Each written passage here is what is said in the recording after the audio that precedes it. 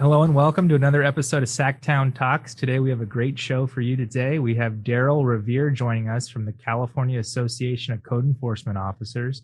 Darrell, how's it going? Thanks for joining the program.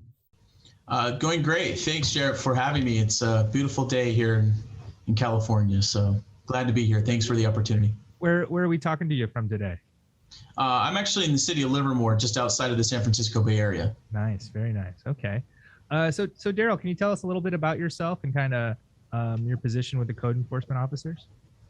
Sure. I've been in the code enforcement profession for over 20 years now, public safety for about 27 years at a wide range of different positions. Code enforcement, though, for 21 years specifically. Come from a public safety background, public service background, so I really enjoy this job, and it's a great way to give back to our community. So I really do enjoy it. I really love it. And what's your position with the Code Enforcement Officers Association? I am president of the California Association of Code Enforcement Officers. I've been so since 2019. I've been on the board of directors since 2015. So I've been involved in various committees and different tasks and different assignments there with them for going on a little over 6 years now. And kind of, just as a refresher for people who don't know listening, kind of what do code enforcement officers do? Well, code enforcement officers they're not sworn, generally speaking, public officers who handle a wide variety of different issues at the local level. We do enforce state and local ordinances that pertain to quality of life and public health and safety. We deal with property nuisance types of cases. We're the folks that you call when a neighbor does not do a good job of maintaining their property, or maybe running an illegal business out of their home. But we're also involved in more serious situations such as COVID-19 enforcement. Many of us were the front line of COVID-19 enforcement during the pandemic of the various state and local orders that were put in place. And we were the ones, unfortunately, that had to be out helping people understand and educate them about the requirements of the orders, as well as enforcing certain elements that were involved.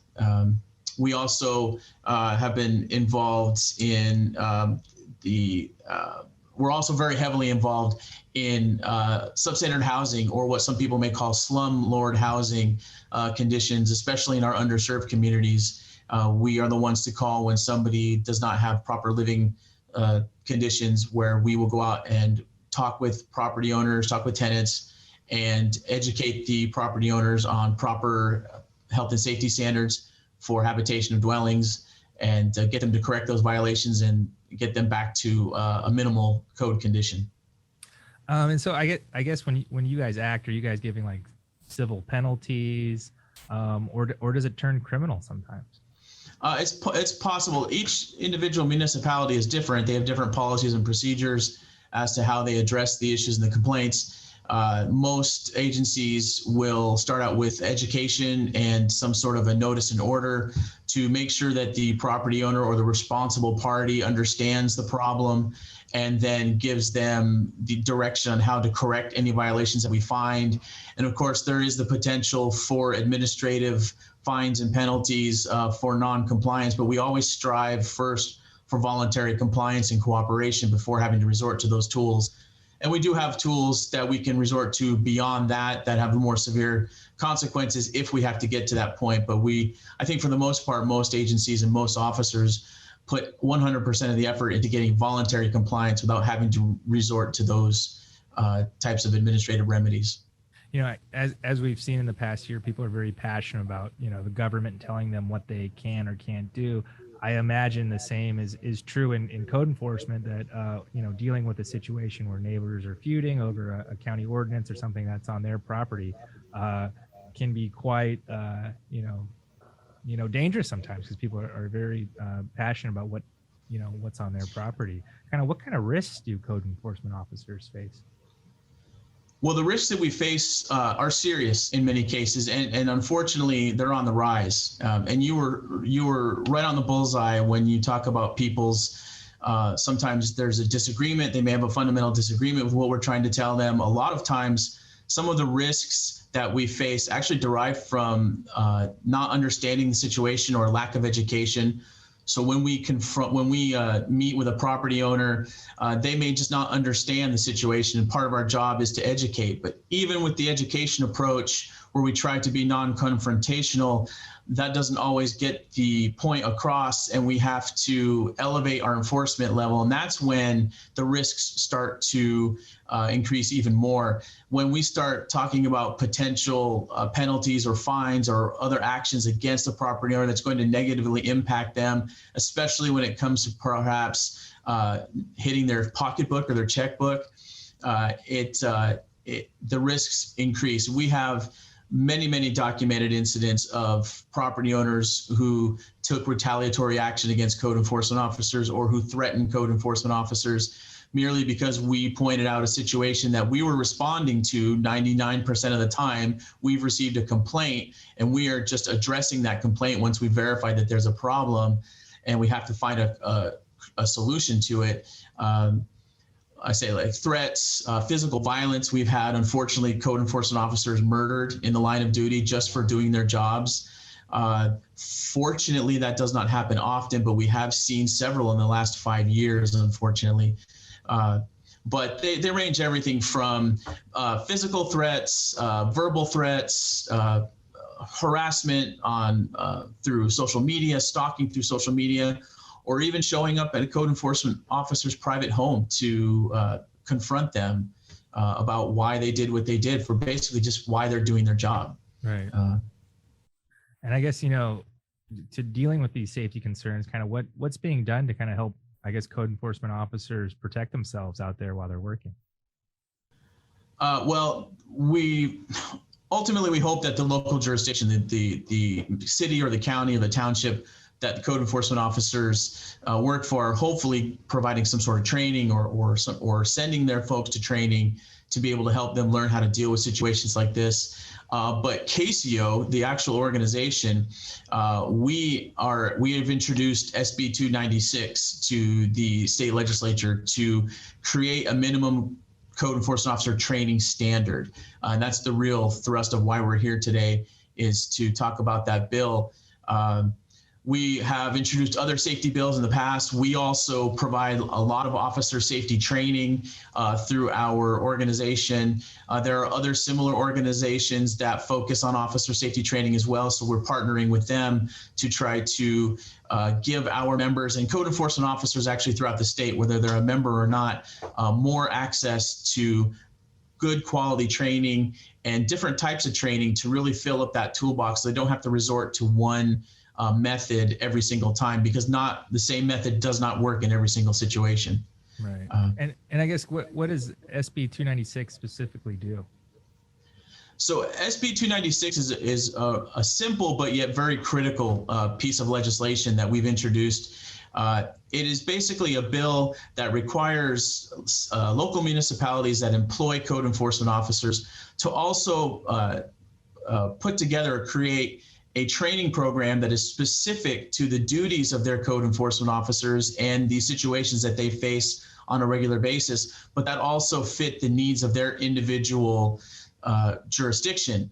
It allows them the freedom to tailor their program to meet specifically their needs, versus trying to use a one-size-fits-all approach where a smaller town of, say, 5,000 residents will have different needs, and their officers will face different situations. So we put together a bill with Senator Limon to allow the local jurisdictions to have the control over what those programs contain, so it really does meet their specific needs, rather than trying to create this blanket that meets everybody's needs. And the beauty of it is it also allows them to control the costs at their level as well. Okay. So it's quite simple in its nature, but it's very, very critical. Right. And I guess right now, where is SB 296 in the legislative process? Well, we've passed through several steps. Right now, we are in the Committee on Appropriations in the Assembly. We're trying to work the bill through that part of the legislature. We've made it through the Senate, all the various the various committees that are in the Senate, the Public Safety Committee, through their Appropriations Committee. And we're basically now in the Assembly trying to make sure that they understand the importance of this and it's actually in the what they call the suspense file of the Assembly on Appropriations. Excuse me, the Committee on the Appropriations. And I guess, how are you guys feeling about your prognosis and appropriations committee? Is there any costs associated with the bill? The costs are minimal, and that, like I said before, the one of the important parts of the bill, why we have it written the way it is that not only does it allow the local municipalities to control what their training program involves to make sure it meets their specific needs, but it also lets them use the money that's available in their own training budgets rather than having to go out and find a new funding source.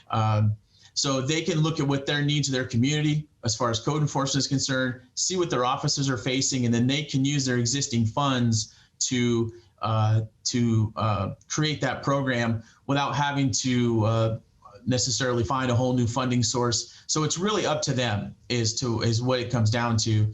And the costs are minimal.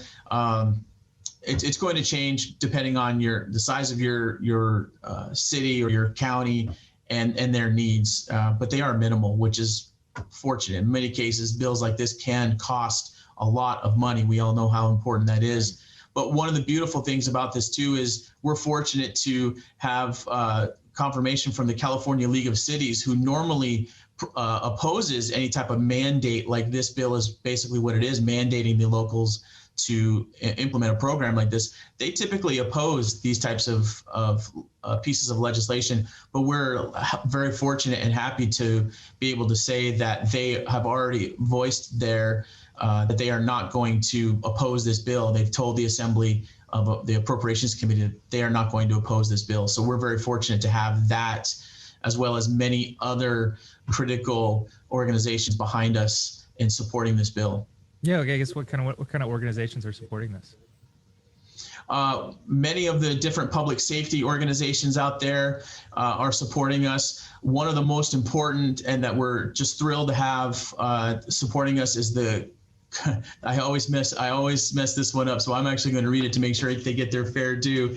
The Congress on Racial Equality is one of the most revered and one of the most respected civil rights organizations in the United States. And we're very fortunate to have their support on this bill because they do so much work to represent the underserved communities. And that's really where code enforcement officers, one of the most important segments of the populations that we serve is our underserved communities, where we see a very large portion of our substandard housing, our slum housing, and a lot of other issues that affect those underserved communities. So we're thrilled to have their support as well. Yeah.